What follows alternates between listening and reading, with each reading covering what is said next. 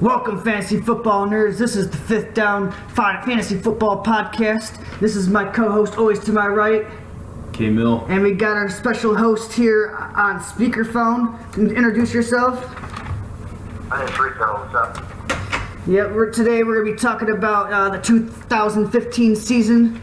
We're just going to give a brief recap, and then we're going to break it down by position. We're going to go into what's going to happen next year. We're going to talk about some noteworthy players, some movers and shakers during the free agency. First, I just want to go over this little interesting thing that we did. Is we had at quarterback, we did certain splits at home and on the way. Okay, Mill, you want to rattle off like the top 12 for us? Sure thing. All right, so we got Cam Newton coming in at number 1. Scored a total of 539 points average this year. Had Brady coming in at second. He was scoring an average of 497 points this year. Wilson comes in at number 3, 473. Breeze, 472. Palmer, 461. Those are the top 5 right there. Is there anyone that you were surprised of that were in the top 5? Yeah, actually I was. Cam Newton, he was kind of an outlier this year, and I don't know. I'm not too high on him next year, but he did have a hell of a year this year. It's kind of hard to believe in our league. He actually went 12th round, and he definitely returned his value as well. Yeah, another name I see here that I really like is obviously Carson Palmer. I mean, he went undrafted, and he led my team almost to the promised land this year. Yep. Rico, is there anyone in particular that you liked in that top 5? Maybe even going into next year? Well, Slogan, the obvious answer is Tom Brady. Yeah, That dude came out of college, wasn't drafted high, came off the bench behind Drew Bledsoe. The dude's done nothing but win. Guy's almost 40 years old, hasn't stopped. He's went out there with virtually nothing at times. He's had injuries to Rob Gronkowski. He's had players that have wanted more money, and Bill Belichick just said, bye-bye, we'll win without you. And it doesn't matter who plays with Tom Brady. 30 touchdown passes, 4,200 yards. That's like a mediocre season for Tom Brady. Yeah, it's pretty remarkable when you think about that. And normally he's probably one of the more consistent quarterbacks, although he did decline a little bit towards the end of this year, mostly because of the injuries. But Mr. Consistency, though. He didn't show any signs of slowing down, so I really do like him going into next year. Probably like the most consistent quarterback that was in the top 5 this year was Carson Palmer. It didn't matter if he was playing on the road, playing home, playing against a top 10 defense, bottom 10 defense. He pretty much he did good against everybody. He really only had 2 down games all year. He was, I had him on my team personally. It was a trade with you, but 30 points a game average, you can't beat that. So I think the only week I could think of him being under 30 points, I think was like week 5 against St. Louis. And week 17 when he burned me on the championship. But he didn't even play the whole game. Yeah, that's true. He didn't. He got pulled. Tom Brady, he was the guy, he was averaging 37.8, and it's insane, 37.8 points a game for the first half of the season. But then if you look at the back half of that season, he was only scoring 23.5. And I think that has a lot to do with him losing Edelman, him losing Dion Lewis, which I'm really excited about Dion Lewis coming next year. Well, and now let's not forget, too, about the defenses he faced at the end of the year. He was facing a lot of top 10 defenses. He did face, I think, 5 altogether during that season. If you look at Cam Newton, though, it seemed like he kind of abused the bottom 10 defense. He went against 8 bottom 10 defenses. I think that has to do with more about the division that he played in. He played in the really shitty division. Definitely weakest division in the NFC, in my opinion, or at least one of the weakest. I think one of the things I can say about Cam Newton is that he was just one of those guys. He played a lot of weak defenses. He honestly the Carolina Panthers as a whole only played, I think it was 5. You'd have to fact check me on that one, but I think it was they only played 5 playoff teams all year. So the fact that they only had 1 loss isn't really that surprising. And really, his numbers are kind of skewed because there was actually 2 games this year where he scored like 55 points in a game. Well, at least in our league. I don't know about. Yeah, he's burned me a couple times, definitely, or at least last year he did. All right, rattling off the next 7. We got number 6. We got Eli Manning. He put up 447 points. Got Kirk Cousins put up 426 points. Blake Bortles, he put up 416. Another great pick. Basically 417. Phillip Rivers got into the top 10. He was actually started off pretty hot. Number 10 has got Fitzmagic. He's kind of a surprise too. We got definitely a surprise. We got Matty Stafford at number 11, who actually outdid Aaron Rodgers this year. So that's the big surprise. That was really surprising. So Rico, is there any names that jump off to you at the names I just listed? Oh, wow. Yeah, a couple of them. Eli Manning, considering the season the Giants had, I've never been a huge fan of Eli Manning. You know what? You gotta give it up to him though. The past 2 years, he's finished in the top 10 underneath that new offensive coordinator. Which I really don't think it's the offensive coordinator. I think it's because he has Beckham on his team now. But that's true. That's to be seen. Always a plus. Is there any? What about anyone else? Blake Bortles, the pleasant surprise. Yeah, definitely. He helped my fantasy team out too. We'll get into him a little bit. I got some bones to pick with him. Phillip Rivers. He started off really hot. I think at one point he was like the number 2 quarterback in our league, and then he really fell off towards the end of the year. I really don't think it's his fault. Everyone on his team got hurt. Like every single target got hurt. I'm actually going to make a bold prediction about Rivers next year. I say he finishes in the top 5 next year of quarterbacks. Ooh, that is a bold prediction. That sounds like a bet we should make right now.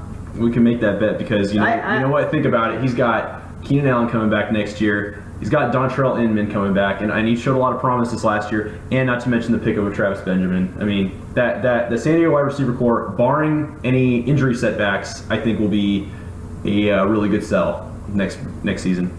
And you bring up some interesting points. I have a hard time believing he's going to be in the top 5 just because of some of the quarterbacks that are in front of him and some of the quarterbacks that were not in the top 10 that I think will be in the top 10, like Aaron Rodgers and Andrew Luck. The only advice I would say against it is he does have to play an extremely good Denver D twice next year. So every year really, but. Kansas City's defense ain't no joke either. Exactly. Yeah, they really came alive in the second half. I don't really buy what you're selling right now in regards to Phillip Rivers and the San Diego Chargers. I think they're a team that's on the decline right now, to be honest. I think they're getting old. I think they're still trying to find out their identity. Yeah, I agree with that statement too. I know it's a lot of people. They want to jump on. Hey, the San Diego Chargers are in a decline. They're going to go back to where they were in the early '90s and the early 2000s. The late '90s, early 2000s. But I see this team on the rise. Actually, I know Phillip Rivers is an aging quarterback, but I do like where the offseason pickups definitely. And Antonio Gates is back next year, his best weapon. I really think if the Chargers can stay healthy as a team, their defense is going to be very porous. They probably will only win 8 games, but I do think the production will be there. I won't buy him being in the top 5. I could buy him being in the top 10 on the simple fact that they're going to be a pretty shitty team next year. They're going to have to put the ball up in the air to come back, and he's going to put up some numbers because of that. That's how it's been for the past couple of years for Rivers. Well, that's why they're called bold predictions. All right. Phillip Rivers is always throwing the ball. They're not, ever since when they Phillip Rivers! They're not a running team anymore. Yeah, and I kind of not really buying into the whole Melvin Gordon situation as well. Yeah, I don't like that. That's one of the guys I'm staying very, very far away from next year. It doesn't appear like they're adding any running backs. They did pick up Benjamin, which might help. But let's move on to a different quarterback. I'm sick of talking about him. So let's talk about, Eli Manning, believe it or not, he was probably the second most consistent quarterback this year behind Palmer. Like his splits, he was about nearly identical from the road to the home. He was only like a 3-point difference. He actually really picked it up towards the end of the year. He was rattling off a lot of points, about 35.5. Top 10 defense. He actually did better against top 10 defenses than he did against the bottom 10 defenses, which I find kind of surprising. You know what? I actually want to say something about Eli because talk about a guy you can get for great value too, just like your Carson Palmers. This guy, He was being drafted in the 9th round. And that's great. I mean, granted, Palmer did get undrafted, but Eli Manning, I mean, can't say enough about the guy. He's consistent year in, year out, no matter how much the Giants struggle. He's always putting up decent numbers, or very rarely is he really burning your team. And you know what? Next year, honestly, I don't think it's out of the question. He's definitely going to go late. He might even go undrafted. I drafted him back in I think it was the 2012 season where he threw fucking 25 interceptions, and I vowed to myself I will never draft Eli Manning again. But I think my opinion's starting to turn on him a little bit. I've really never been a big fan of him, but I am liking what he's been doing these past 2 seasons. Well, the last thing I'll say about Peyton Manning before I change the subject is Eli Manning. My bad. Eli Manning. I will say this about him. He's going to be excellent value next year. He's a guy you're going to want to keep on your fantasy radars because he's going to be excellent value next year. And I want to shift the topic to Kirk Cousins, though. What are your thoughts? You got an imposter alert right now. He finished as the number 7 quarterback, but he won't. Here's my bold prediction: he won't even finish in the top 15. That is very bold. We're gonna bring up some splits on him, and here's why I call him an imposter. He averaged about 28.5 points a game. He averaged 31 points at home and only 20 away. And if you want to break it down even further, against top 10 defenses, he was only averaging 13 points a game. He absolutely abused bad defenses while he was at home. He averaged. Look at how he did in that Green Bay game. In the playoffs. That's all you need to see. That's all you need to see. He is not good. He is not good on the road. He is not good against top 10 defenses. You need to play him if you want to stream him against a bottom 10 defense while he's at home.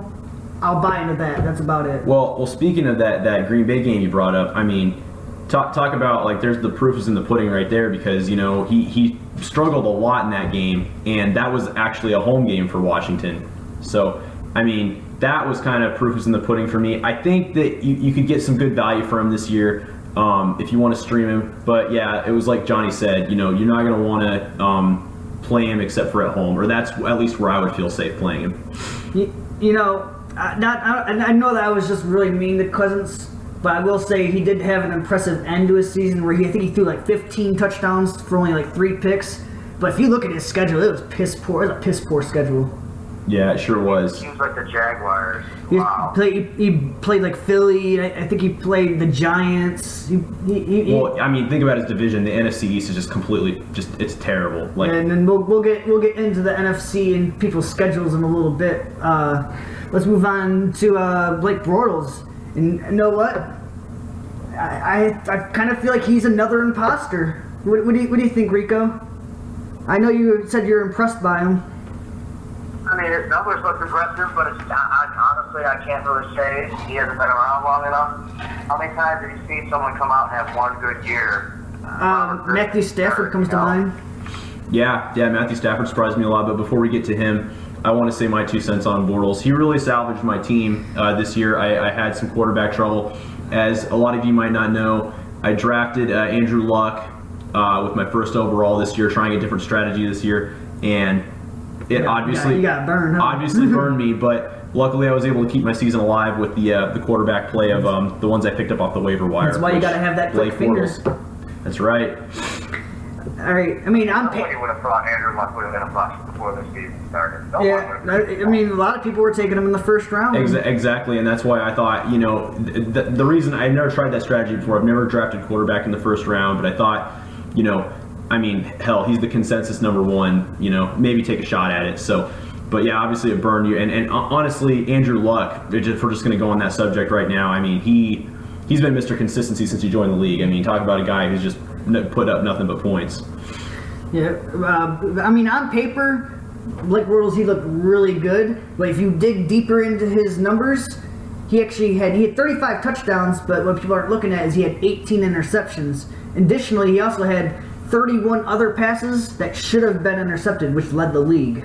That is true, and I was actually going to say something about that too. His play is very erratic, so hopefully he cleans it up next year. He's another guy is on my radar for really good value at quarterback, though. I mean, if you look on paper, he faced only 4 top 10 defenses the whole year, and he did kind of poor against them. He only put up 21 points a game against them. He's another guy that kind of abused the bottom 10 defenses a little bit. But the interesting thing about Bortles is he actually did better on the road than he did at home. There's not too many quarterbacks on this list that you can say that about. Exactly. We already went over Rivers. Another guy we're going to go over is Fitzmagic. He's another undrafted quarterback that's been on this list. It's the 4th one that's been undrafted. It's made the top 10. I know that's very surprising for him, especially because talk about a journeyman quarterback that he's kind of a placeholder. Or last year he acted as a placeholder for the Jets, who didn't really have a good option at quarterback with Geno Smith breaking his jaw. Yeah, he's been bouncing around the league like a used whore. Yeah, that is definitely true. The thing I like about Fitzmagic, the big caution here, and everybody should know this already, is that obviously him and the Jets are in a contract stalemate, so we don't know what's going to happen to Fitzmagic next year. There's been talk he might go to Denver. I don't know. Whatever the situation is, I think if he goes back to New York, you're going to want him on your radar. That's his best fit. Honestly, Chan Gailey is the OC. You're going to want that fit. Yeah, him and his offensive coordinator, they really gelled. He got plenty of targets over there with Marshall and Decker. And now he has Forte to throw to, so that's also a plus. As long as Forte can stay healthy, I really think if Fitzpatrick can get back into the Jets lineup, they re-sign him. I think that's one to look out for. And plus, he's another guy too. He's a little higher on people's draft boards than last year, but I still think you're going to get pretty good value for him. Yeah, Fitzpatrick, he's kind of pushed back there. I was doing some mock drafts. It looked like he was pushed back to like the 12th, 13th round, so that's not too bad.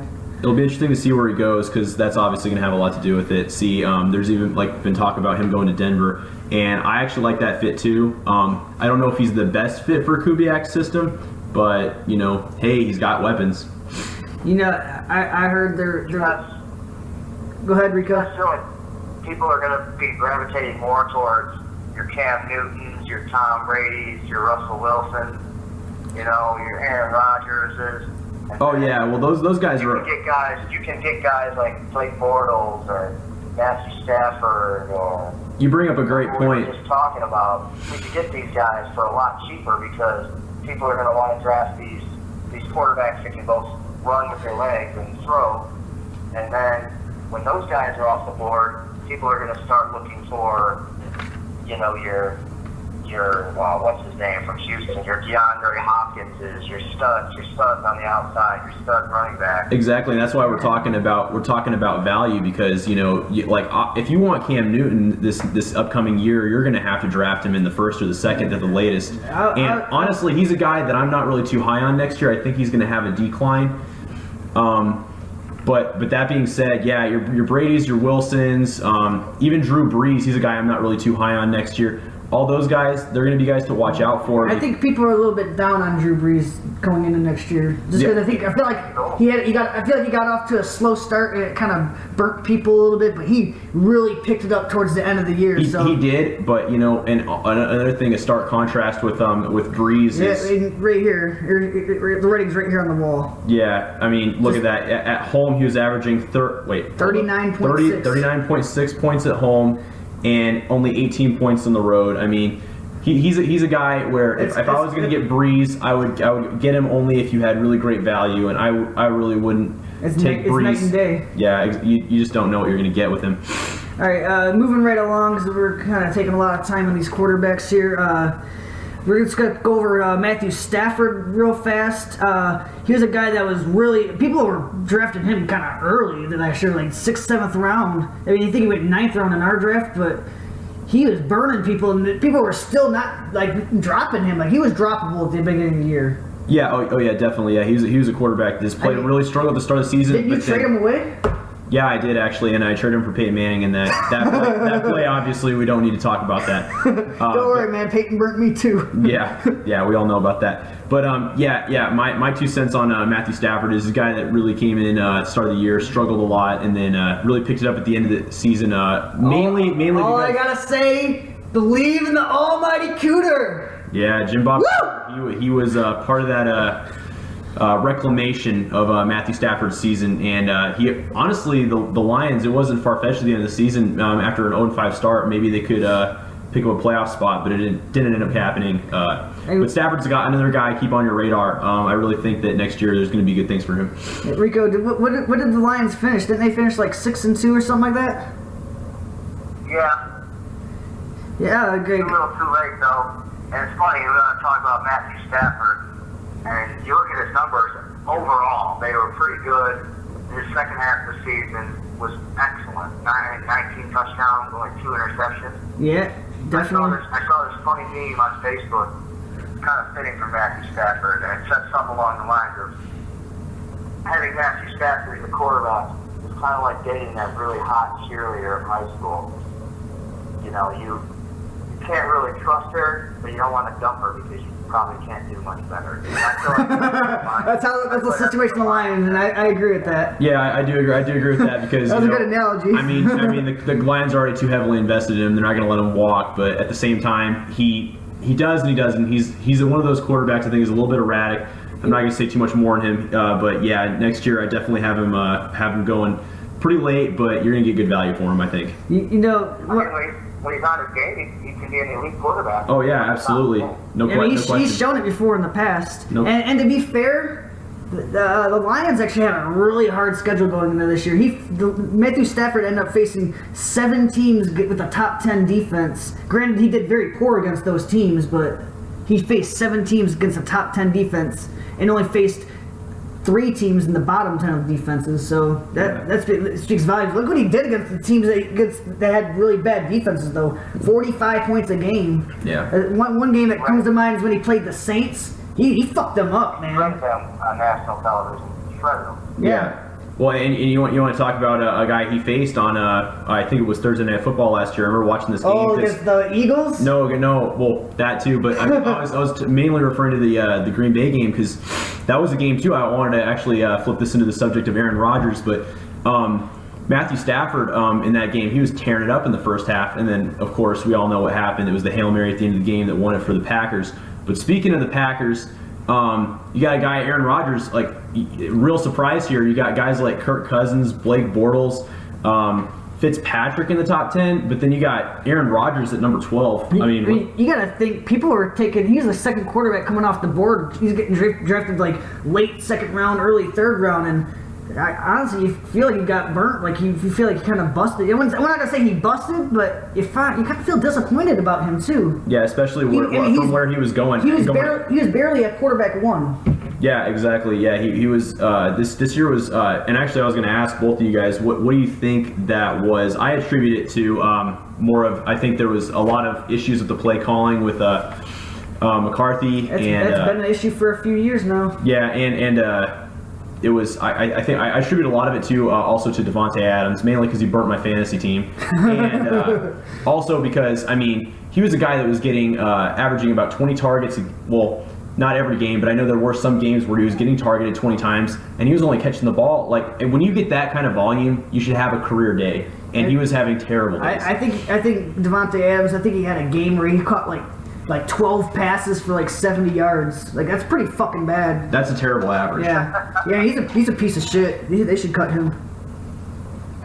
I don't know. I think a lot of the disappointment, if you want to call it there, Rocky, the dude had over 4,000 yards, 30 touchdowns, went to the second round of the playoffs. You know, most teams would kill to be in that kind of situation. With that being said, you know, most fantasy predictors would take Aaron Rodgers as a top 2 or 3 quarterback. Yeah. He certainly didn't play at that level. I got him number 1 right now on my list. He should be number 1 because you got Jordy Nelson coming back next year. I think this is a really off year because, think about his top targets. It was Randall Cobb and James Jones. Those were his 2 most productive receivers. Randall Cobb, he is just not a number 1 receiver. No, he's definitely a number 2. He's a complimentary to Jordy Nelson. Yeah, well, we'll get into wide receivers a little bit here in the show. Real fast, I'm just going to start naming off some noteworthy players that weren't in the top 12 as QB1s. It'd be surprising that Jameis Winston was number 14. You had... I like Jameis Winston. I like his leadership, his toughness. You had Andy Dalton finish 17. He was actually doing really good before he got hurt. Yeah, super hot. Fell off at the end of the year. And here's my funny thing right here. If you look at number 19 and number 20, Big Ben finished higher than Matt Ryan, and Big Ben missed so many games. That just proves how bad Matt Ryan was. Yeah, Matt Ryan was well, I won't say terrible, but he's just. Here's a fucking disappointment. I definitely. Well, from the position that you drafted him, I would definitely agree with that statement. For where you had to get him in like the 5th, 6th round, he's a fucking disappointment. Yeah, and thinking about years past, Matty Ice, all that stuff, but trust me, he was ice this year. Yeah, he was cold as ice because he sucked. But Did you draft him, Johnny? I drafted him in my work league. I actually ended up trading him for Big Ben. Wasn't that you started Tannehill a couple games too? No, that was in our Yahoo. Yeah, okay, yeah. I actually started Tannehill a game where he scored 45 points, so I picked right. That was a good stream for me. That was definitely a good stream. Because I was the one that I rolled the dice. I guess I can't really say I rolled the dice, but I drafted Big Ben, and when he played, he was doing fucking great, but he kept getting hurt. He did propel me into the championship this year, though. He ended up getting, I think it was like 48 points against the Denver Broncos. Who's seen that coming? I had my fingers crossed. I know that for sure. I know he was having a terrible first half against Denver, and then all of a sudden in the second half, I think Antonio Brown burnt the Denver secondary for 2 touchdowns, and there was history after that. Can you just imagine how good Antonio Brown could have been if Big Ben was healthy all year? Like I think Brown would have got over 2,000 yards. I really do. I'm talking like we're talking like 150 catches, 2,000 yards. I think that's a possibility for him. Single season yardage record. Yeah, it would have been. It would have been. I think he was on pace. I think at one point in the season. Yeah. Let's finish. I want to finish off the quarterback conversation with a guy named Derek Carr. He's another guy I'm really high on next year. In fact, I don't see it as a surprise for him finishing in the top 10. He's got a lot of weapons coming into next year. I really expect a lot of things from him next year. Yeah, you know what? I think it really had a lot to do with the surprise of Michael Crabtree. Like I didn't see he came out of nowhere, and I think that really helped out their offense. And I think that they're only going to get better. They got Clive Walford that's going to be coming up. I know he was a rookie tight end, so it might be a couple of years. But think about this: that team is young. They got a bunch of young talent. They're all going to grow together for the next few years. Yeah, that's a team to look out for. Amari Cooper,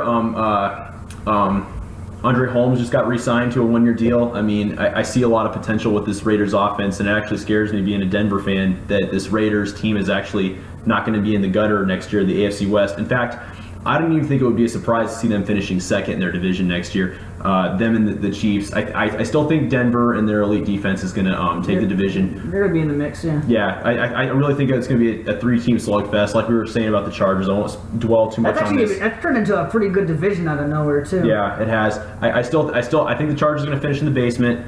My prediction is I think it's Denver, Kansas City, Oakland, and then San Diego. Yeah, we'll see what happens. Yeah, Oakland still need to get their secondary going, and once they get a good secondary, I think they'll be in the conversation with the Chiefs and the Broncos. But until then, I think they're going to be third.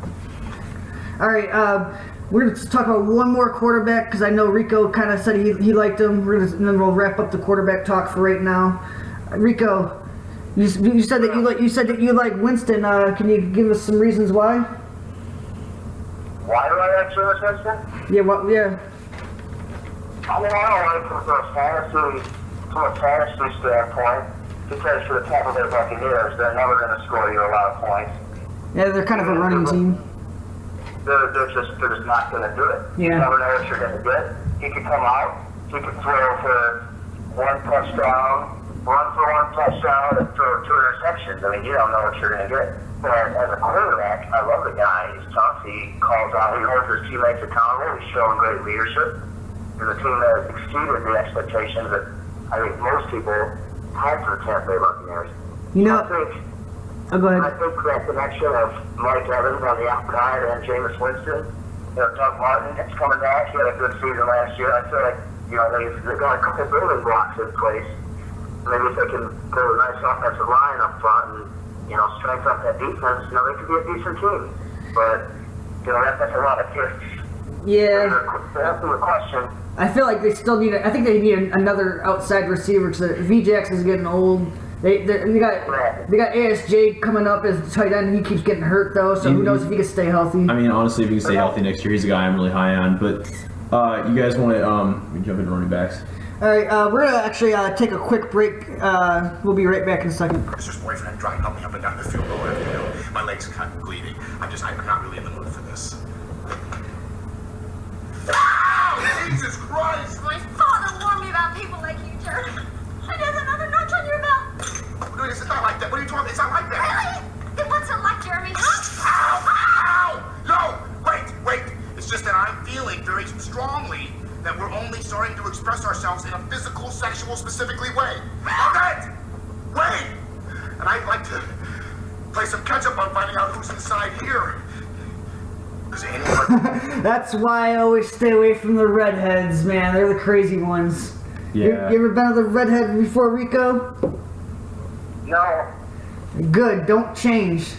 Yeah, no soul. All right, we're gonna get into some running backs real fast, and before we jump right into it, I just want to say it was a fucking brutal year for running backs, wasn't it? Yeah, talk about a real brutal year for running backs. Look, I wrote down all the fucking busts at the top of this page right here. Just rattle off all the busts that happened this year, whether it be injury or just poor play. Well, I think that the biggest one that stands out to me is Le'Veon Bell. Talk about a guy who was really a consensus number one this year. He just on everybody's draft boards, and he finished the season with only 113 points. Yeah, you know what though? Oh well, Jamie had him, so fuck him. Yeah, fuck him. And I think the other one that really stands out to me here is, really the other two. Marshawn Lynch, we all know what happened to him. It was injury, a little bit of poor play when he did play. And then probably the biggest one, Jamal Charles, who went really high on a lot of people's boards too. You know, he was doing really good before he got hurt too. Yeah, and that seems to be a very reoccurring theme in both him and Le'Veon Bell. More so Charles, I'd say, because that's the second ACL tear. Second major. And now he's gonna be turning 30. Yeah, I don't know how I feel about Charles. I definitely think for me that drops him out of the. Honestly, he's a guy I'm staying away from next year. The soonest I'd even be willing to take Charles is maybe after the 4th round. What are your guys' opinions on him? Well, I think he's still a guy that's probably going to get drafted around the end of the 1st, early 2nd. I mean, honestly, that's not bad value for what you could get from him, but you got to make sure you get your Charmander West or get your Spencer Ware. Yeah, handcuff. How do you feel about Charles, Rico? I think as a fantasy football player, he's got a lot of upside. You know, in Kansas City, they've historically, at least in recent memory, had a pretty bad passing game. Garbage, if you want to be. Let's just be honest. Their passing game is garbage. Well, you can get nasty with it. And they don't really have a lot of weapons in Kansas City. They win with good defense and conservative offense, very boring. And, you know, they're going to feature Jamal Charles a lot. Let's assume he's healthy. He's going to get 250 carries, and he's going to catch the ball, 60 times coming out of the backfield. He's going to be featured near the goal line. He's going to get his touches, assuming he stays healthy. You know what? I think they'll probably use him a little bit less at the goal line now that they found out Spencer Ware can get the job done. But I do think he will get at least 250 carries. He'll still be a solid fantasy player if he stays healthy. And that is a big if at this point. Yeah, I really think that touchdowns are going to hurt him next year. I don't think he's going to get just like you were saying, Johnny, the goal line carries. He's not going to get those next year. Think about where you got to get him. You got to get him at the back end of the 1st round. Now, put this in mind. Would you rather get a Jamal Charles at the back end of the 1st round, or would you just rather get 2 receivers? Is this, if, let's say you pass on somebody like Jamal Charles and get 2 wide receivers, I think we'll both agree that this has become a passing league these days, is it not? It has been. It proved it this year. Especially if you look at what could have happened. You could have just waited until the 4th or 5th round to pick a running back and you've been all right.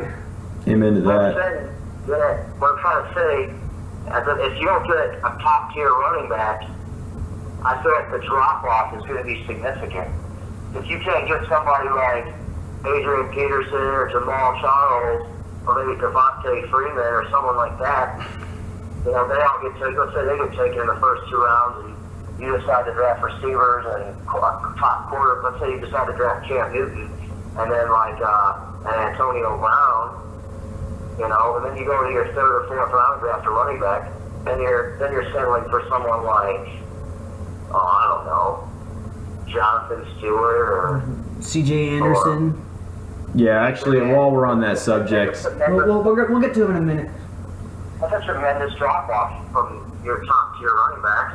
You really want to play a fantasy football season when you know, your best running back finishes the season with maybe 700-800 total rushing yards. I wholeheartedly agree with you. Like there is a big steep drop off. That's why you also got to be careful about who you draft. You got to make sure you get good value when you do draft him. Like a Le'Veon Bell. Do you guys feel like Le'Veon Bell is worthy of a top 5 pick? oh yeah, definitely. If you can grab him, I would definitely grab him. I mean, he's just got way too much upside this year. However, he's not my number one consensus running back. We'll get into that a little bit later, but yeah, Le'Veon Bell for me, he's a guy with tremendous upside. If he can stay healthy, I mean, well returned your first round value. What do you think about Rico? Do you think he's worthy of a top 5 pick next year, Le'Veon Bell? No, I don't. Why is that? I think he's too fragile. I think the Pittsburgh Steelers are more of a passing offense. You know, I wouldn't go for him. I won't go for him. It is, especially when you're drafting like a player in the first round, you want to kind of draft like more safe and not draft those risky picks. So I can understand why you wouldn't want to pick him in the top 5. Me, on the other hand, I probably would lean a little bit more towards drafting him in the top 5, just because I know I can also draft D'Angelo Williams and get almost the same production. Well, let me rephrase. I'm gonna side with Rico here on this one. He's a guy, I do think he's worth a top 5 pick, but he's a guy I'm staying away from because of that fragile factor. I'm looking more at guys like David Johnson. Well, the way I'm looking at it is if you draft him in the top 5, even if you have no intention on actually keeping him, if you draft him top 5, there's going to be somebody that's going to really want him, and you could probably get a really good trade-off for Le'Veon Oh yeah, Bell. tremendous trade value on him. Like you could probably get like 2 decent players for him. Oh yeah, easily. If you find the right chump. Yeah, you know? exactly. Let me just throw a name out there if you want to talk about running backs real quick. Okay. A lot of fantasy leagues are points per reception leagues. How did you feel about Theo Riddick from the Detroit Lions? You know, a guy who's seldomly used in the running game, but is electric in the passing game. The guy led the league in receptions, and he's shown on many occasions. He led the league in receptions for running back. And That he did. He's shown on many occasions. That dude in space just will make people look foolish. The first guy will never bring it down. Guys like him, you got to look out for. PPR leagues, he's going to be a good pickup. You know, I like Theo Riddick. I like what he can do. I do. We only got the top 32 on our list, but I'm pretty sure he did finish within the top 36 running backs for points this year. But you know what? He's one of those guys. He's going to get a lot of receptions. They don't really run him the ball at all, and he's like a guy like. Yeah, he's gonna get the points, but you don't know when he's gonna get them. He's really hard to start. He's one of those guys that's really hard to start. He's like the equivalent of like Sims from Tampa Bay. Like he gets a lot of receptions, but you really have trouble actually starting him in a real game. You know what I mean? Yeah, but I think if I'm going between the two, you bring up a great point. I think I'm leaning more towards the Sims guy because. I mean, he was even as a traditional running back. Theo Riddick's more of a receiver. Well, a running back, receiver out of the backfield, and Sims showed this year he could do it all. Really. You know, it's an interesting fact about Sims. Only him and Devontae Freeman this year had both 500 yards receiving and 500 yards rushing. The only 2 running backs in the entire league. Yeah, that is pretty insane. And I was super high on Sims once I thought that Doug Martin was leaving. Obviously, he stayed, so I'm not as high anymore on him. But he'll be an RB3 next year, I think. Yeah, I think you could probably get good value. Obviously, he's a guy that could go in the later rounds, possibly even undrafted, depending.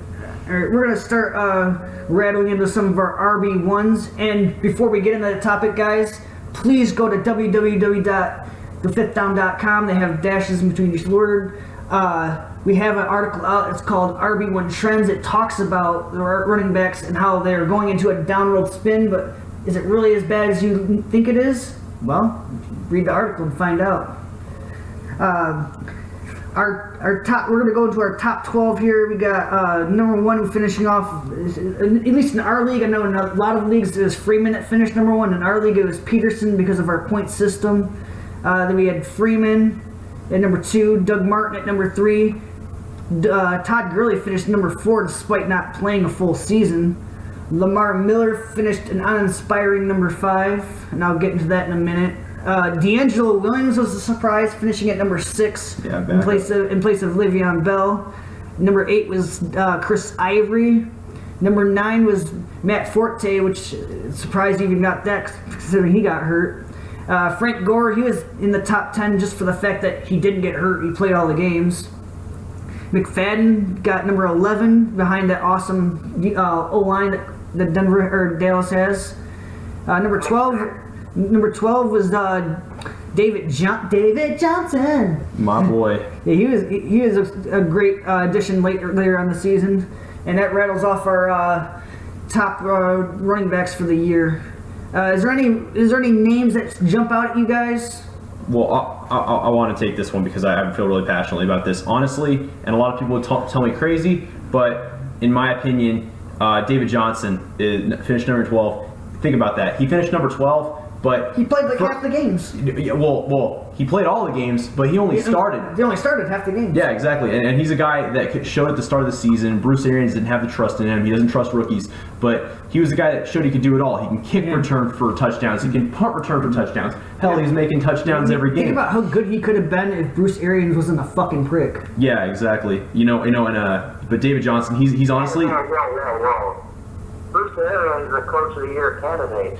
I'm just saying he's a prick to rookie players though. Yeah, because David Johnson, I mean, a guy like him doesn't come around too often. And honestly, he's a guy that thinks that rookies should sit.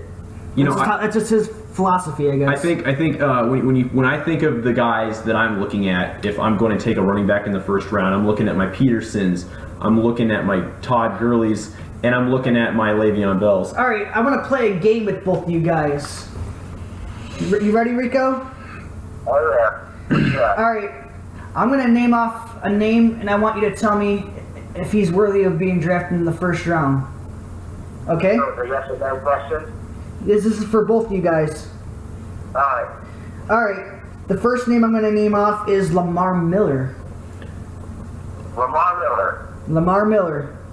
First round draft pick. Do you think he's worthy of being drafted in the top 12? Absolutely not. Yeah, I'm gonna have to agree with that one. I say if I'm drafting Lamar Miller, I'm looking more towards the second round. I think Lamar Miller blows. You think he blows? But that's just my opinion. I here's my opinion on him. I don't believe he'll be a first round draft pick.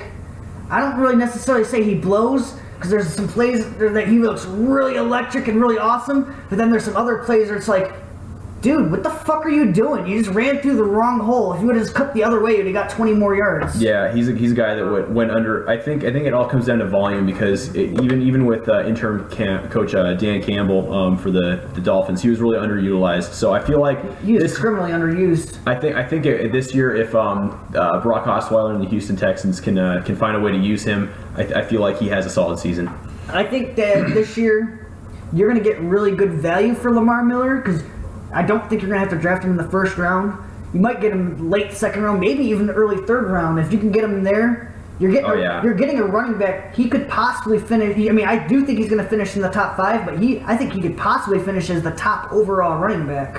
It could happen because playing in that Texans offense, he's going to be the bell cow. He's going to be the bell cow. He's going to get. I think this will finally be the year where he'll get 250 carries, and I also think that he's going to get a lot of catches because that's what the Texans do. I mean, who else do they have to throw to besides Hopkins? They're going to dump it off a lot. Yeah, well, and now I think the biggest acquisition or the reason that Lamar Miller is a big pickup for Houston is they were a lot like the St. Louis Rams last year, now the LA Rams.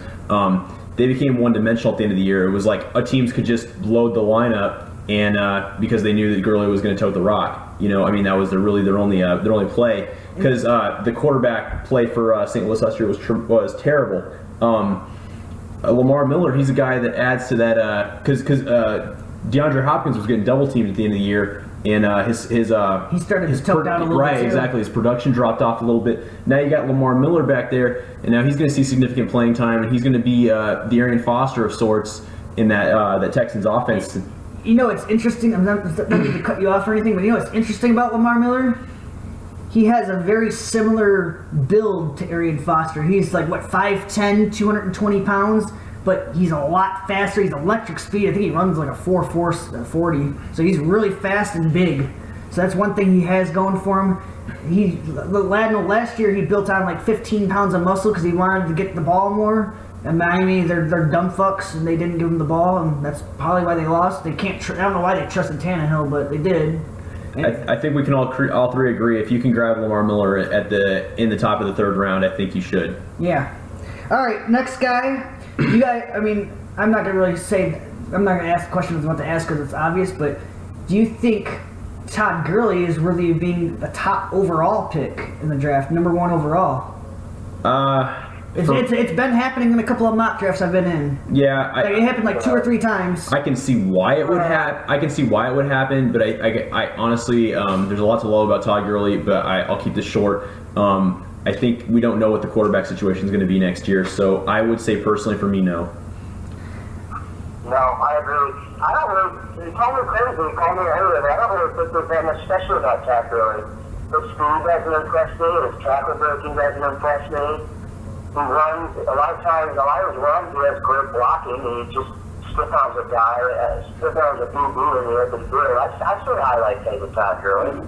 He never blew me away. And when you have a team like the St. Louis Rams, they're trying to throw on everybody. You're going to live up 8 in the box every day. He's had a knee injury before he got to the NFL. He was getting blown away. I think he's highly overrated. I think he had moments where he was very impressive. You know, people were talking about him like he's the next big thing. And I don't agree with it. I don't agree with it.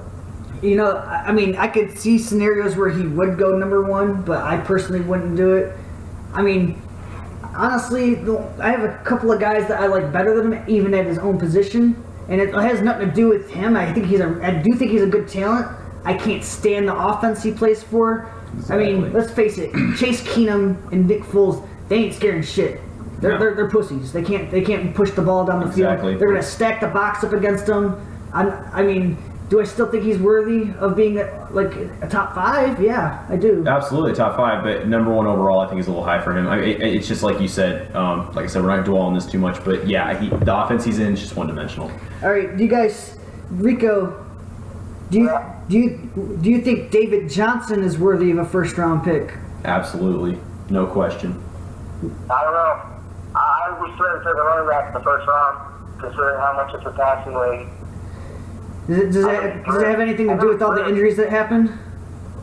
I think if I'm in the first round pick and I got a chance to draft someone like Antonio Brown or Russell Wilson or Cam Newton or AJ Green, Julio Jones, some of those players might be a lot more tempting than David Johnson. I mean, the way you got to look at it is, I think this is my opinion on David Johnson. I think he is the modern version of Matt Forte. He has a similar build to Matt Forte.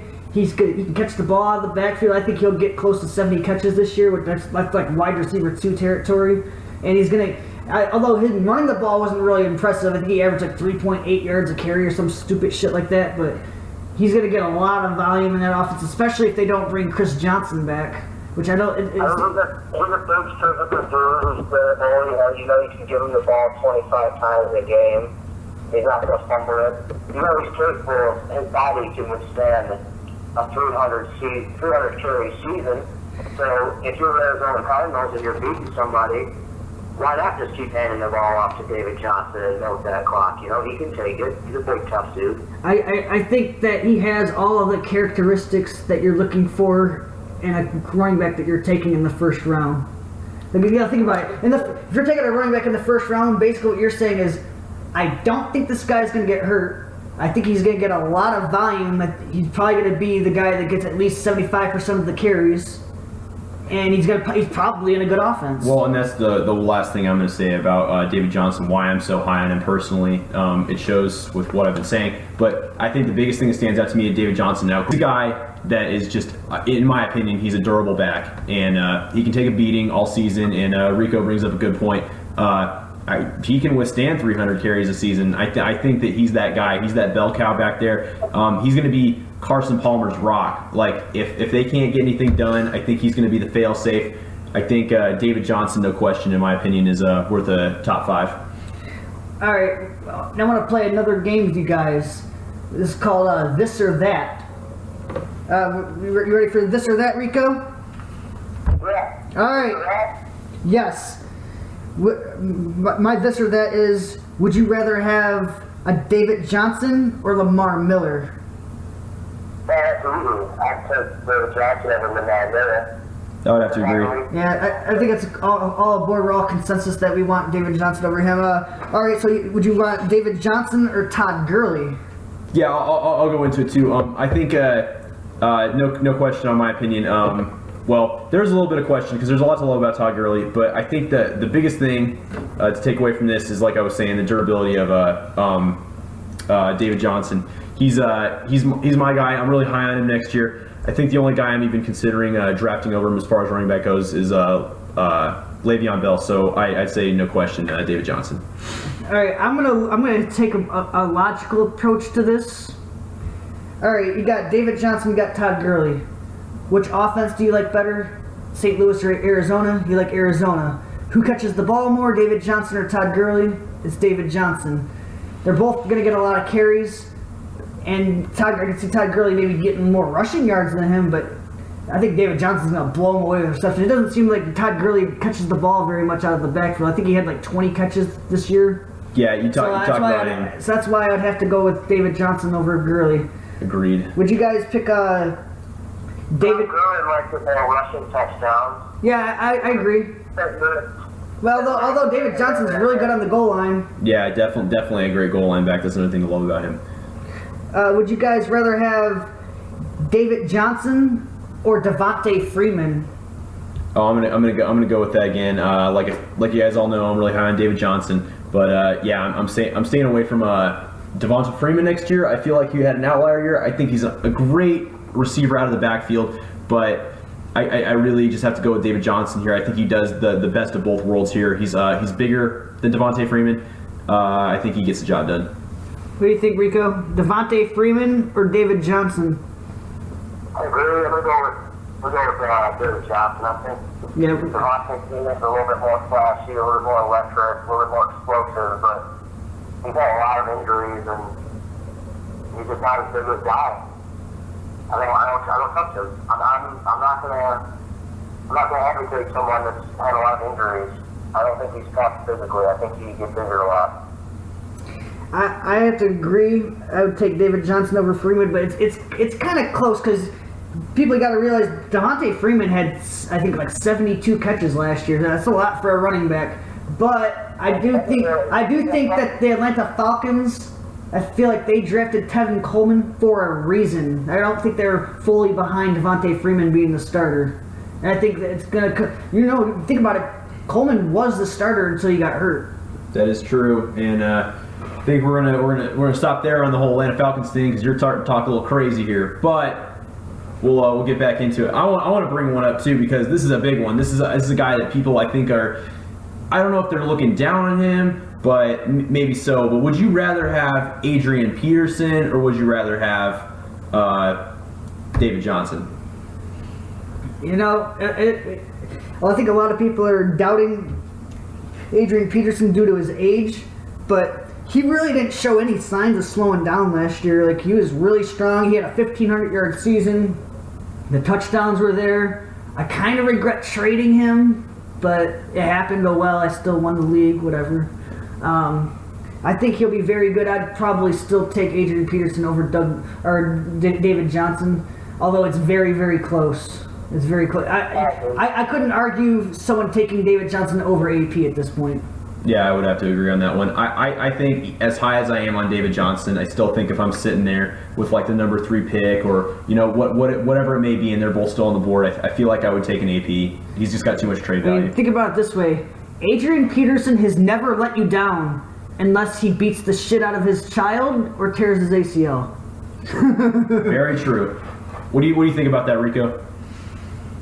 I agree. And I even agree with the last part Smoke said, about the being of a child.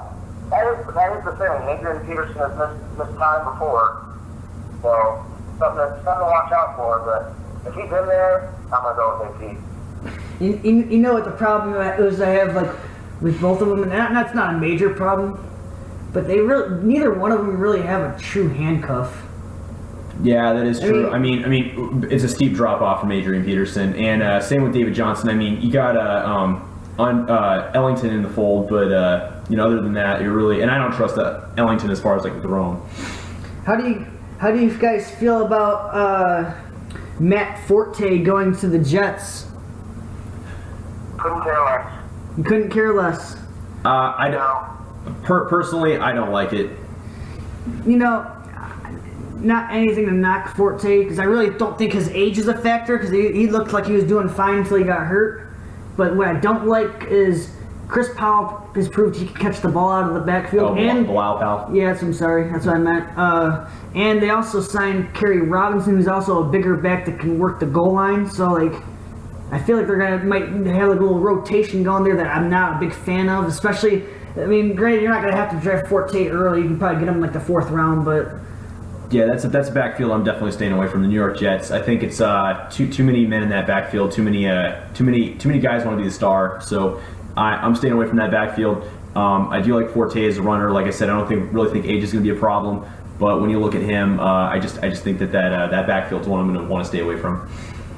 What if you can get him in like your 7th round or something? Oh yeah, well if you can get him that way, that's insane value. If you're waiting until the 7th round to get Forte, basically what you're saying is I'm not going to be drafting Forte because he'll be gone well before the 7th round. I got another question. Just because Indianapolis really didn't make a statement at this position, really the only guy they still have really is Frank Gore. How do you guys feel about him? Before you guys say anything, their coach Chuck kind of quote unquote said his body is beat to shit. Yeah, that was late in the year when he had he was dealing with a lot of injuries, but he was playing through them all. I mean, talk about a guy who can, number one, like I just said, play through injuries. But I do think age is becoming more and more of a factor for Frank Gore. Talk about a guy. He's a guy that we were just talking about, Mr. Consistency. But he's a guy. Unless I can get good value for him, I'm kind of staying away from him because I really think that injuries might be a problem for him next year. What's your take on Gore, Rico? I think he's a remarkably talented and tough running back. I think he set us a lot of injuries. And I think that they're kind of like the Thomas Davis, right? Who came back 2 or 3 torn ACLs. Yeah. I'm surprised he still plays. Frank Gore's kind of the same guy, except at the running back position. And he's played very well for the past 7-8 years, both receiving, running in between the tackles, running outside the tackles, breaking off long games, explosive. Do you think he still shows some of that explosiveness? And I think the times are not done. I think we've gotten about as much out of him as we're going to get. I think he's good over it, and he's good more do that. I respect his good, but I think he's about done. I feel like a lot of what happened last year, he averaged 3.7 yards a carry. I don't think it's all Gore, though. I think it has a lot to do with that offensive line they had and the fact that Luck got hurt. I think next year, I don't think he's going to average much better. I think he'll still get like 3.7 yards a carry, but I still think you'll get some production out of him. You'll get like 800, 900 yards, maybe 5 or 6 touchdowns, and like 30, 40 catches out of him. Granted, if they don't bring in Mod Bradshaw again, but I think he's going to put up similar numbers to what he put up last year. I don't think he's going to do much better. And you'll be able to get him at a better value this year than you did last year. You can get him like the 9th round. You're doing good with Frank Gore, I think. Oh, yeah, absolutely. If you can get him in the 9th round, I would take him in a heartbeat. But like I said, just something to watch out for. Age is starting to become a factor with that guy. We don't want to beat to shit again, like Chuck Pagano said. Do you think that DeMarco Murray will be revived by being traded to Tennessee? Oh yeah. My answer is and don't quote me on this because there's a huge question mark here, but I say no question. I feel like in Tennessee, granted it's a terrible team, but he complements a bad offense. Well, an offense that I should say is on the rise now. They're going to have a lot of good receivers in Tennessee next year. Marcus Mariota showed a lot of promise his rookie year, but I think he's going to be that David Johnson in the Arizona offense. He's going to be that rock that Mariota can lean towards. And if they're in a what do we do situation, I think he's going to be the guy. At first I was kind of excited about him going to Tennessee because I was like, yeah, he finally doesn't have to share the backfield as much. But the more I was looking into it, the less excited I am about it, just for the fact that, first off, Tennessee's offensive line is fucking terrible. Amen to that. And you're gonna see that even last year, it didn't seem like he was getting hit and he was just dropping instantly. He looked like he had like no heart. Honestly, he looked kind of done. Yeah, well, and just I just want to pipe in here real quick. I mean, the system that he was in, we all know in Philadelphia was not tailored to him. I think this year is definitely going to be a do or die year for him because of that fact, because we're going to see what he's really made of. He's playing with a shitty offensive line. We'll see what he can do with that. The only thing he has going for him really is the coach said that they're going to run more out of the I formation, which is what suits him best. And I think he'll be able to. They like to run a lot of 2-3 tight end sets, and I think that'll help out a little bit. It's to be seen. I'm not really sold on DeMarco Murray. Rico, what's your take? Yeah, I think it'll be a better fit for him than it was in Philly, that's for sure. Yeah, I agree. I've never been too crazy about DeMarco Murray. He rushed for 1,800 yards a couple of years ago in Dallas. I think that was all that beefy offensive line, to be honest. I wholeheartedly agree. I agree too. That's why I'm saying this year's do or die for him. I think he's the kind of guy that if you give him a really nice hole and you get him one-on-one in open space against a linebacker or a corner, yeah, he can make a guy. He can make a guy miss in open space. He's good enough to do that. But is he a beast? Is he a stud? No. He's a beast if that season in Dallas, he had Des Bryant and Tony Romo to take all the lines that beef from the offensive line. You're not seeing 8-man fronts as much. And you got that front of Tony Romo and Des Bryant. And then you got that offensive line. Jason Witten's been a great blocker at the tight end. The cards were kind of dealt in his favor that season. And then they traded him away to Philly, and then he didn't fit in. He didn't play well. Ryan Matthews actually played better than last year. I agree. And you know what, Brian? That's actually a smooth transition. Philadelphia hasn't signed any running backs. It looks like Ryan Matthews could be the starter there next year. How do you guys feel about Ryan Matthews? I definitely like the fit. It's going to obviously depend. He's proved over his years in San Diego that he's a fragile running back, but if the guy can stay healthy, lots to like about that situation. To me, he's a guy that I don't feel like he can take all of the carries. You need to have another guy to split the carries with him, because like you said, he is a fragile guy. He tends to get hurt. That's a guy that I want getting maybe like 175, 180 carries a year, and then splitting them, getting like a certain split of carries. He's also proven that he's really not that good in the goal line. He's more of like a guy that likes to run out of the shotgun, which does fit their system pretty good. But I mean, I think right now I got him ranked too high. I think I have him. I know Jamie has him ranked too high. Jamie had him at like 16. I think I had him at 24. But we're not going to go into the whole ranking system right now. That's for next show. Moving right along, how do you guys feel about Mark Ingram going in the first round? I like it a lot. There's lots of love about that. Mark Ingram. Oh, I don't care about Mark Ingram. He's not on my radar, I'll tell you that. The only thing I like about him is he's finally proven that he can catch the ball really good out of the backfield. I don't have the stats like right now to pull up, but I'm pretty sure he had at least 50 catches. Yeah, great guy. I think he was a top 5 running back before he got hurt. Yeah, sure was, and there's a lot to like about that combination next year. He's not really explosive though, and so he's kind of used inconsistently. with the Saints because a lot of times the Saints get into shootouts. That's probably why he gets so many receptions. There'll be games where he'll get like 18 carries, and there'll be games where he gets like 6. Yeah, I you think just you're never know. right. I really don't think he has a very good value this year because of where you have to take him, but I do think he's a good player. What if we cap off the end of our running backs? 4 years of nothing. He had like 4 years of absolutely nothing. And then he had, 1 year where he started playing pretty decent and he got hurt. So 4 years of nothing and then injury. I mean, what's to be excited about with that? Well, you know what? They exercised his 5th-year option for a reason. They kept him on the team for a reason. They re-signed him. I just don't like how they always go for the shootouts. That's the only thing that bothers me with him. Yeah, I want to stay away from that Saints offense. What do you say we cap off running back guys with a guy that I have a lot of questions about next year and a guy that was actually a bust last year? Well, actually, 2 guys really. So first, let's talk about Eddie Lacy. Hamburger Lacy. What do you guys think about what he's going to do next year? Do you think he's just going to solidify the fact that what we're all really thinking that he's a bust, or do you think he has a reclamation season and shows you why the Packers selected him in the first round? I feel like he was a fat piece of shit. I agree. And he burnt a lot of people. Granted, he didn't burn me. I fucking read through the lines. I did not like him going into next year. I'm glad I was smart enough not to draft him.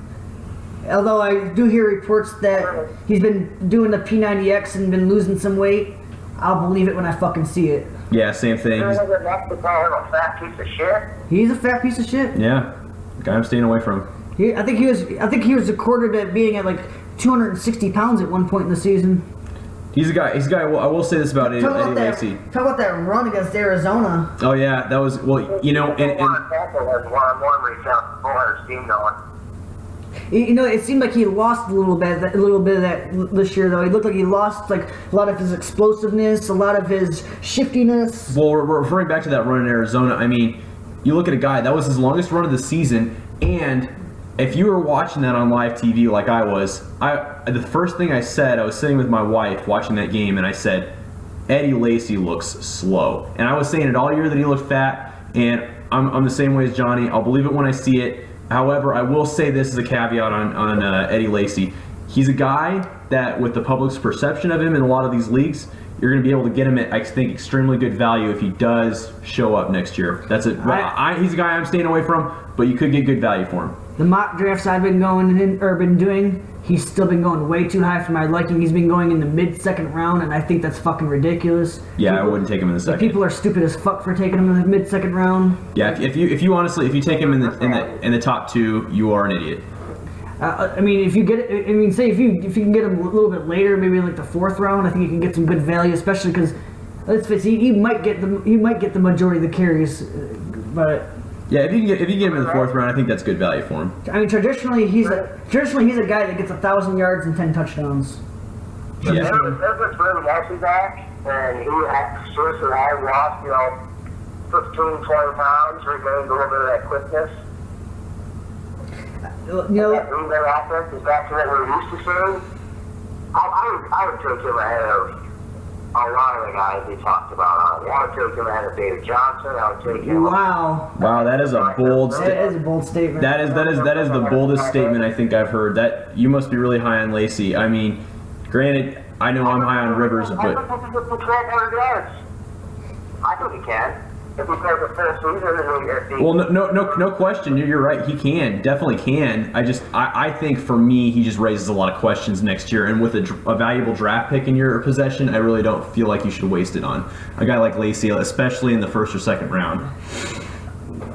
Is there any other running backs that you want to talk about? Yeah, I think honestly, we spent like quite a while talking on running backs. I want to cap it off with a big name, the new $18 million man in Denver, C.J. Anderson. Now, 4th highest paid running back in the league now. Well, that's just for this year, his cap numbers for this year. But one thing I want to say about him is he got taken way too high last year. What are your expectations for C.J.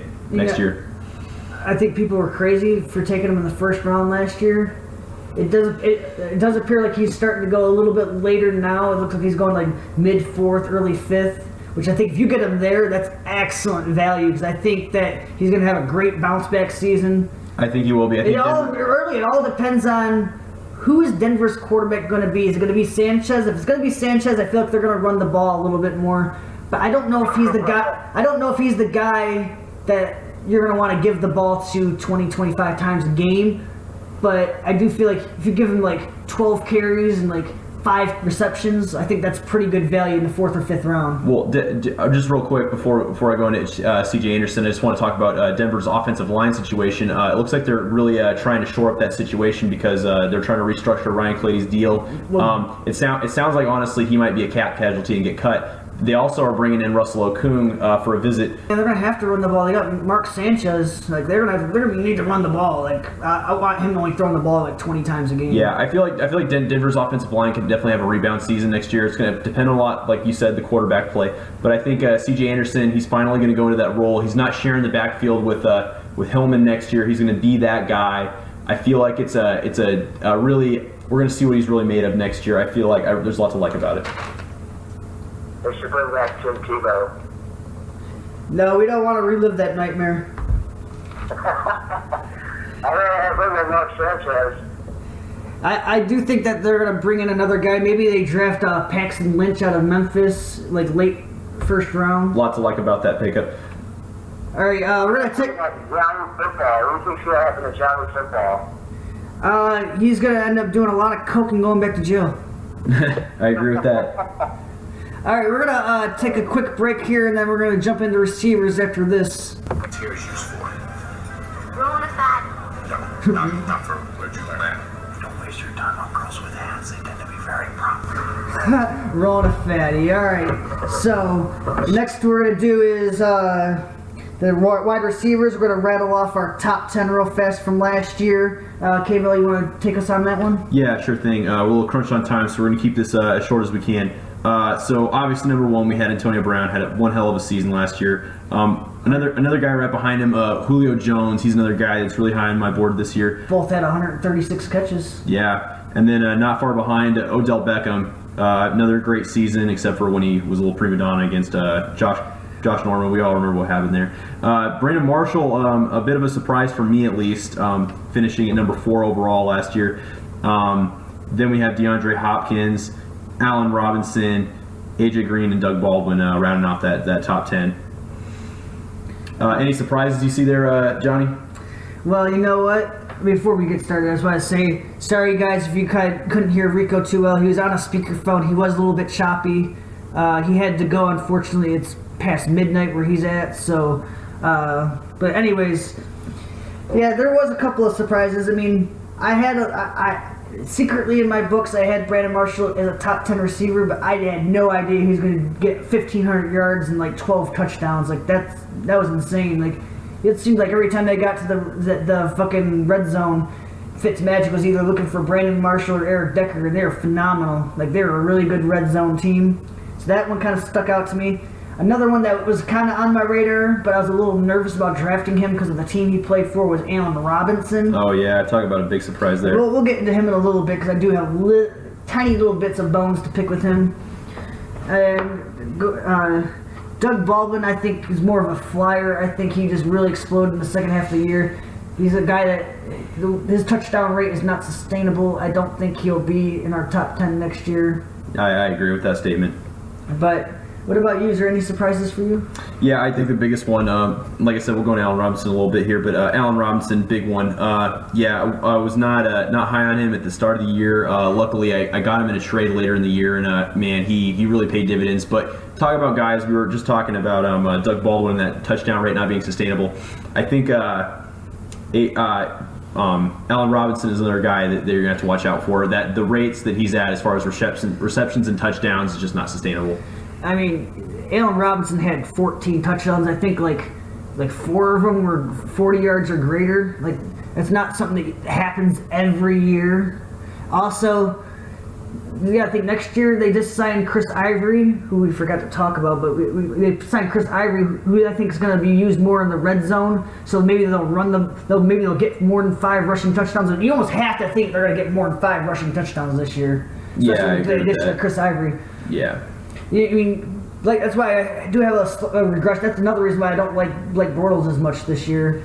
And although I think Allen Robinson, he'll probably finish in the top 10, but he's not going to get as many touchdowns. I think like 10, 11 touchdowns is more of what he'll get this year. I agree. I think he's a guy that's definitely staying in my top 10 radar, but yeah, same thing. I don't think that his touchdown rate is sustainable. I think he'll get a good amount, but he'll finish in the top 10. But like I said, he won't be as good as he was last year. If you also look at the emergence of Julius Thomas towards the end of the year, they started using him a little bit in the red zone. But yeah, we'll go on to another receiver that made our list. DeAndre Hopkins, though, it's amazing what he did, considering the fact that he had 4 different quarterbacks throwing him the ball. Like, yeah, especially at the beginning of the year, he was fucking on fire. I remember in our work league, I traded for him with you for it was a pretty good trade. Carson Palmer and Hopkins. That was a pretty good trade. It worked out for both parties. Definitely did. Now, I actually have a question I want to ask. Do you think he's better next year or worse with Brock Osweiler at the helm? Well, I think that Osweiler is better than Hoyer, so I think it's going to be about the same. I don't really see him getting much better than what he did last year. Yeah, I mean, last year was insane. I think he's pretty much at his ceiling right now. Yeah, I mean, his production did fall off at the end of the season last year. I mean, he was getting double, even triple teamed sometimes. So you got to watch that. But I mean, the guy's an absolute monster. He's going to be great next year. Well, you know what? Maybe if like Cecil Shorts can stay healthy, and maybe was another one, Nate Washington. Yeah, and and actually, while we're talking about receivers in the Houston offense, not a guy that's on anybody's radar really, but look out for Jalen Strong next year. I see him as a guy who could really be pushing that depth chart. He looks like a guy that could be a decent red zone option. If he could just get more playing time, maybe he could see an uptick in targets. I mean, I think he could be a nice second fiddle to Hopkins, actually. Yeah, well, just look at his pedigree. He got drafted high when he did get drafted, and I think that, speaking of the actual NFL draft, of course, I see him emerging. I see him possibly jumping Nate Washington. I see him possibly even jumping Cecil Shorts the third for number 2 on the depth chart. We'll have to see what happens, though, in training camp. How do you feel about A.J. Green finishing as the number 7 wide receiver? Huge surprise to me. He's a guy going into this year. I really thought that. I thought he was a shoo-in for top 5. But AJ Green, he's a guy I'm pretty high on next year. I think though that I don't know how. Honestly, I am so conflicted on AJ Green. He had an up and down season last year. Yeah, I was just about to say, like, he finished number 7 as the number 7 receiver, but do you actually feel like you had the number 7 receiver? Because there's like 7 games last year where he scored less than 10 points, but he also had a lot of monster games as well. Yeah, and if you're talking about individual games last year, he was a guy that did burn a couple people in individual games last year. But yeah, and you're absolutely right. He's a guy, number 7 overall, but did it really feel like it? No, not really. Yeah, I think it had a lot to do with the emergence of Tyler Eifert. He lost a lot of red zone targets to him. I think about Eifert had like 13 touchdowns, so that really hurt the production of AJ Green. I think just think about even a couple of years ago. I think maybe it was 2 years ago. He was a double-digit touchdown guy, and this doesn't appear like he's that kind of guy anymore. Well, I wouldn't say anymore. I think last year was a bit of a drop-off. He's a guy that I think will have a good rebound next year. All right, moving right along, we already talked about Baldwin. Landry, he's kind of I think more of a guy that's not going to score you a whole lot of touchdowns. He just gets a lot of catches, and that's why he's up there for us. Yeah, I think the volume's definitely going to be there on Landry next year. How do you feel about... I'm just going to skip over Landry because he's kind of blah to me. We're going to talk about Demaryius Thomas. How do you feel about him going next year? Granted, we're going to say for right now that Mark Sanchez is the starting quarterback. Go. Well, being a Denver fan, this is a big, and he's honestly an enigma. Last year, he was a guy that he did, if you drafted him high, he got you production, but it wasn't the type of production you thought you were going to get. You were thinking like you were going to get the number 2 overall receiver last year, and he ended up falling out of the top 10.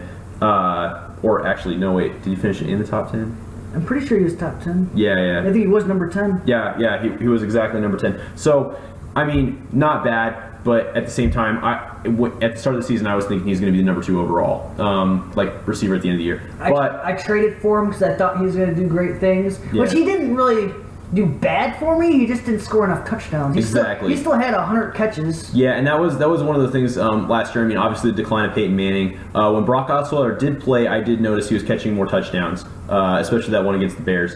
But Demaryius Thomas next year, well, if we say Mark Sanchez is a quarterback, I see there being Mark Sanchez in his backup years in Philly. He showed us that he can be that guy in limited settings. So, like I said, honestly, if I was going to tell you a true opinion out of this, I would say with Demaryius Thomas, we got to wait and see if it's Mark Sanchez that's going to be that quarterback. But if it is, I see him. I don't see him getting more than 10 touchdowns next year. I do think though that he's going to get you a lot of production as far as receptions go. I agree. I think he'll have a little bit better year. I don't see him getting 6 touchdowns, but I don't see him getting 10. Maybe like somewhere in the middle, like 8. Yeah, I'd say it's a fair assessment. But I don't think he'll get 100 catches though either. I think he'll get like 85 to 90. Really, I disagree. I think he'll get as far as catches go, he'll get the volume. But I don't see the touchdown total being there. All right, so I'm just gonna start out of some of the receivers we just named. I'm gonna start rattling them off, and we're gonna play a game like we play with the running backs. Will you take them in the first round? When we were just talking about him, would you take Demaryius Thomas in the first round? Yeah, absolutely. I'd have to disagree with you. I think he's more of a early second round pick. Oh. But I mean, if you took him at the back end of the first, I guess I couldn't argue with that. But I think he's more of a second round at this point. I say he's definitely first round value. I say there's guys that I'm targeting higher than him. Like obviously, if we're talking tight ends, we're not really going to get into that too much tonight. But Gronk obviously is going to go in the first somewhere. I'd rather have Gronk than I would Demaryius Thomas, for a good example. I'd rather have a David Johnson than a Demaryius Thomas. So for me, if I'm picking at the end of the first round, he's definitely on my radar. But if I'm picking at the top of the first round, I mean, he's not on my radar. I think I'd probably take him if I'm trying to get good value out of him, I'd probably want him at the top of the second.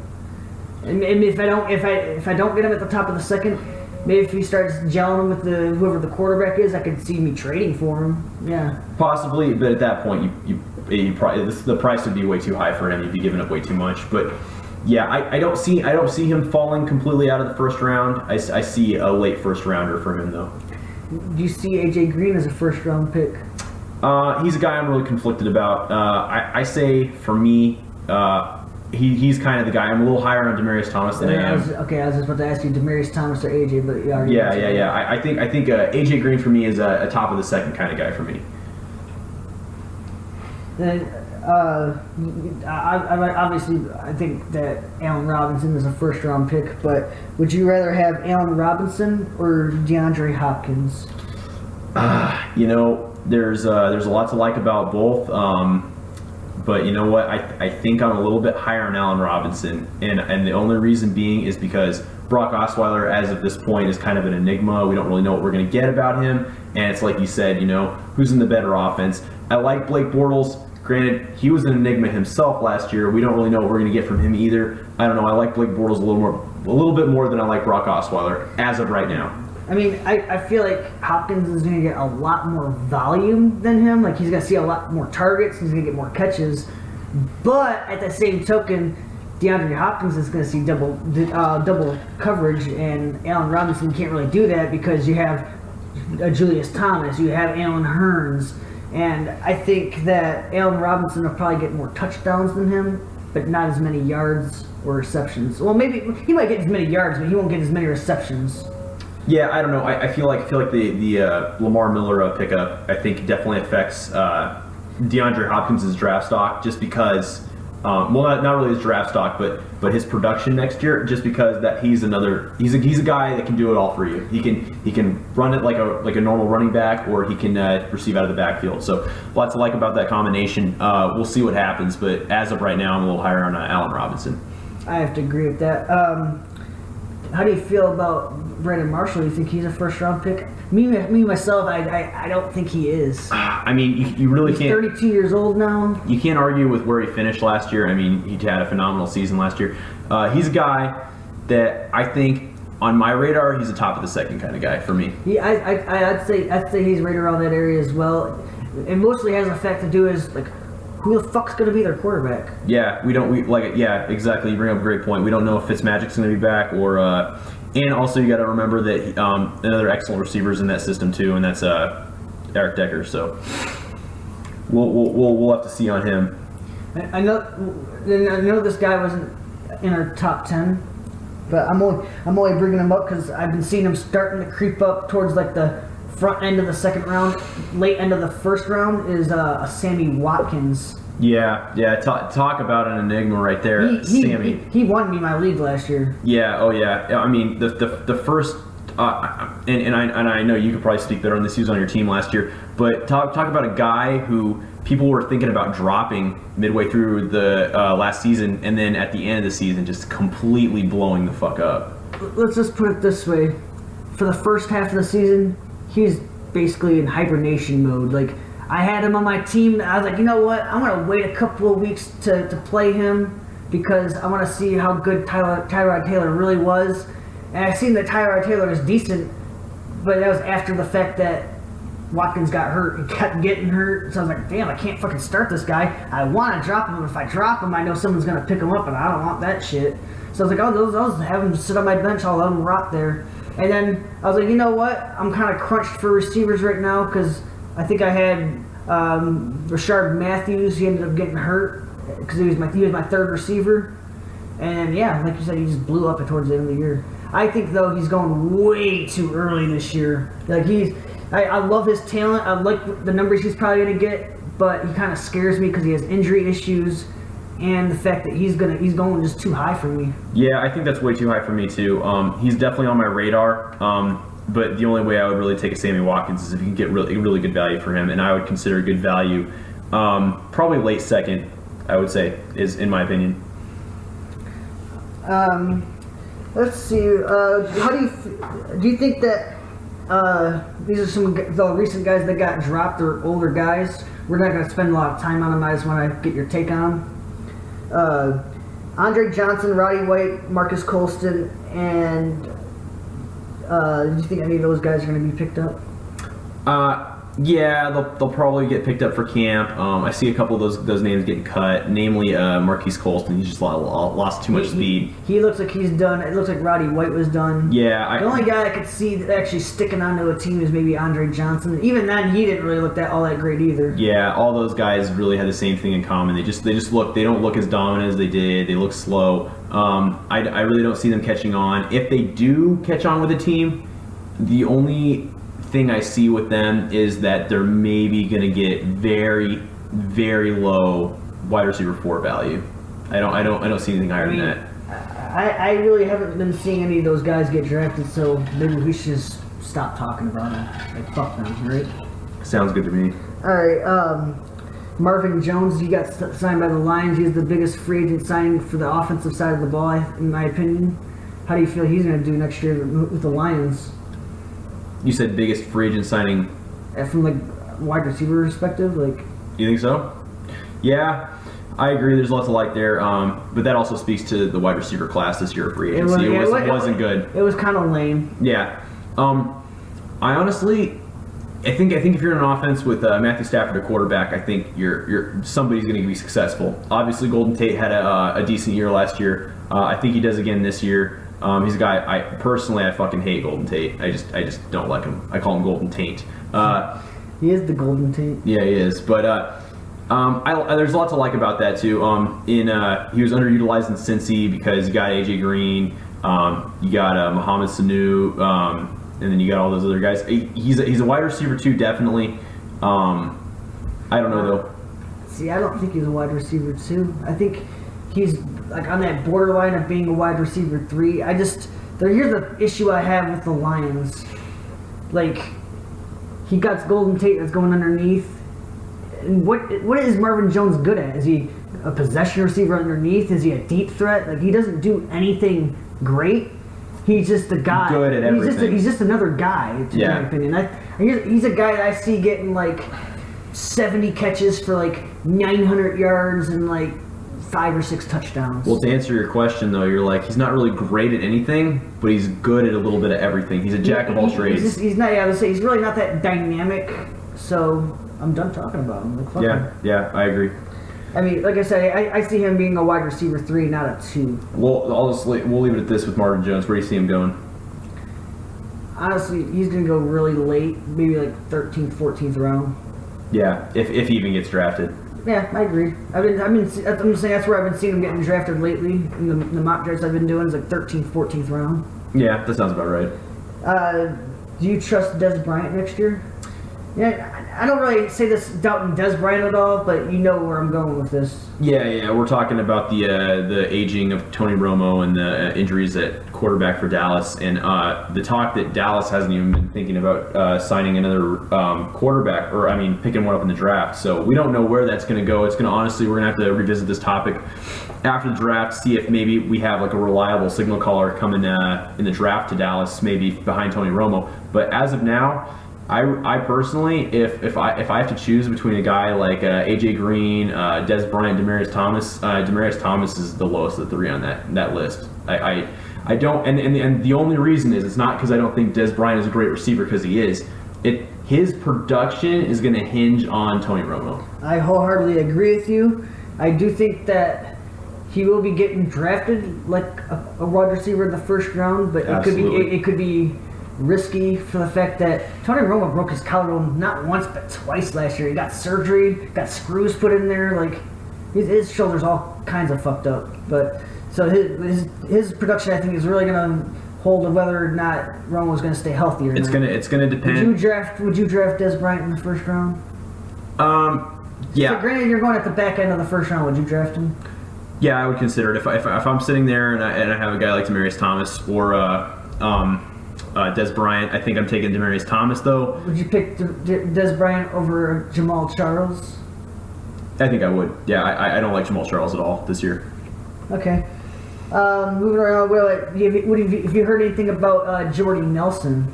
It looks like he's progressing well as far as injury-wise. I think the Packers are saying he's progressing well. Says no problem to start the season. There's lots to like about that situation. I think Aaron Rodgers is going to have a great year next year, getting his number 1 weapon back. What do you think about that, Johnny? Well, here's some good news that I heard that you wouldn't hear on the news. I did hear this from another podcast that during the season, when Aaron Rodgers, when he threw that Hail Mary pass to Richard Rodgers, after that play happened, there was a video clip of Jordy Nelson running onto the field, like full sprint style, and then realized, holy shit, I shouldn't be running on this, I tore my ACL. He stopped and made a quick cut back to the sideline, and he looked like he was fine. He wasn't limping or anything, so that's good news. And he was also jumping up and down on that knee, so to me that tells me that his knee was healing a lot faster than what people expected, and I think he'll be good to go coming around the training camp preseason, and I think he'll be rocking and rolling as a first round draft pick, maybe late round second round draft pick. Oh yeah. I won't say that you heard it here first, because you probably heard it somewhere else first, or if we're your first choice, you definitely heard it here first. The Packers offense, you're going to watch out for that. I see Randall Cobb having a great season. I see Jordy Nelson having an awesome season, barring any injury setbacks. And then I see Aaron Rodgers having a great season next year. Definitely a top 10 finisher, in my opinion. Watch out for that. In fact, if you can get Jordy Nelson at the top of the second, take him in a heartbeat. But without question. Yeah. How do you feel about, I know you're not really big on Cam Newton, but he is going to be getting Kelvin Benjamin back. How do you feel about Kelvin Benjamin? Lots to love about that. Talking about his number 1 receiver last year was Ted Ginn. I mean, come on, that guy can't. If he can do it, Yeah. Kelvin Benjamin can do it. Exactly. If Kelvin Benjamin comes back healthy next year, there's a lot to love about that. I think Cam Newton is a victim of his own success last year. That's why I say that I'm not too high on him next year, because I feel like that was an outlier year for him. Who knows? Maybe he had a breakout campaign, and we're just going to see more from that. But as it stands right now, Cam Newton, I'm not too high on him, just because that he had such an outstanding season that I don't think he's going to be able to replicate it next year. I'm really glad that Kelvin Benjamin's coming back, but I do have a little bit of doubts on him. Not the fact that I really doubt his talent. It's just I heard even going into last year, he was coming into training camp overweight. And maybe that has something to do with the fact that maybe that's why he tore his ACL. Maybe he was overweight. So I want to see some good reports from him in the training camp. And I think he's a big ass receiver. He's like 6'5", 240 pounds. That's a tear ACL. It's kind of hard to come by, but I do think that he'll probably be ending up going in like 3rd or 4th round. And like we said, if Ted Ginn can get 10 touchdowns, why can't he? Yeah, I absolutely wholeheartedly agree with that. Kelvin Benjamin's a guy that's on my radar. Cam Newton, not so much, just because of his draft position, but Kelvin Benjamin, as long as we're hearing good things, keep an eye on it out of training camp, what's going on with that. But if he can end up staying healthy next year, you can get him in the late 3rd, early 4th. Oh yeah, you're getting great value for him. All right, I think this will be the last wide receiver we go over before we wrap this shit up. Keenan Allen, he was doing really fucking awesome last year before he got a lacerated kidney. I mean, that's really not an injury that's going to happen again, or at least it shouldn't. So how do you feel about Keenan Allen going into next year? Do you think he's a 1st-round pick? Absolutely. Keenan Allen's a receiver I'm really high on next year.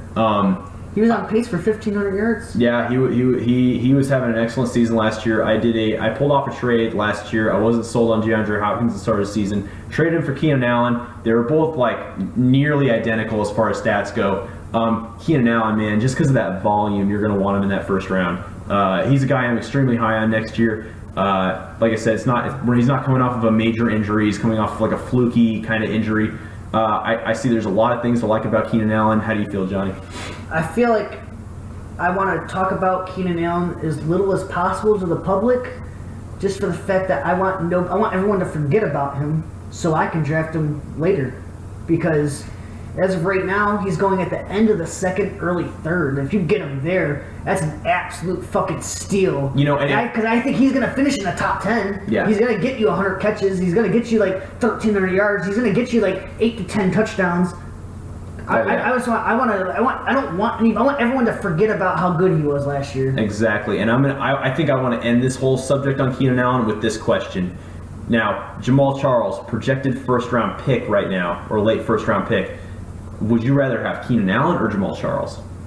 Well, based on how many times that the San Diego Chargers like to throw the ball and the recent injuries to Jamal Charles, I think Jamal Charles had a more significant injury than Keenan Allen. I would absolutely... Honestly, just put it this way.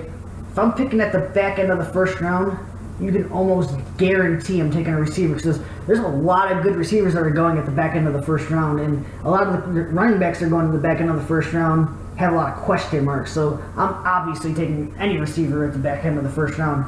Keenan Allen is right around the top of that list too. Yeah, I think it's an absolute travesty that he's I mean, honestly, I don't see how Jamal Charles can be in the conversation for the 1st round. I personally don't see it. A lot of you might disagree with me.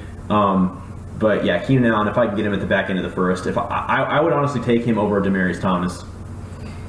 Yeah, I don't know. I think I like Demaryius Thomas maybe a little bit less than Keenan Allen, but we're closing. We're over an hour and a half into this shit right now, so we're gonna close it out right now.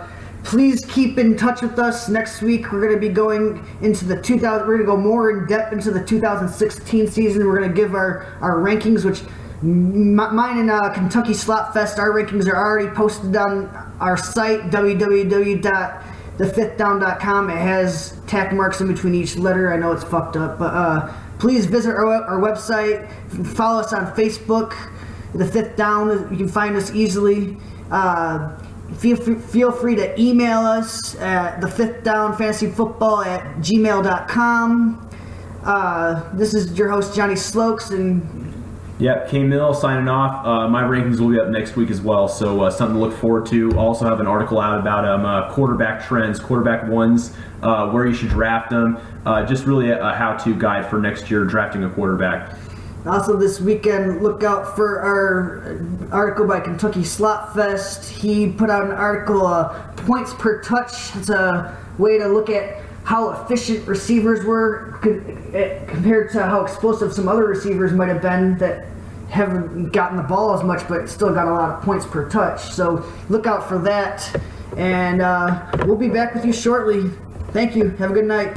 We're going to close out with a little bit of Billy Talent.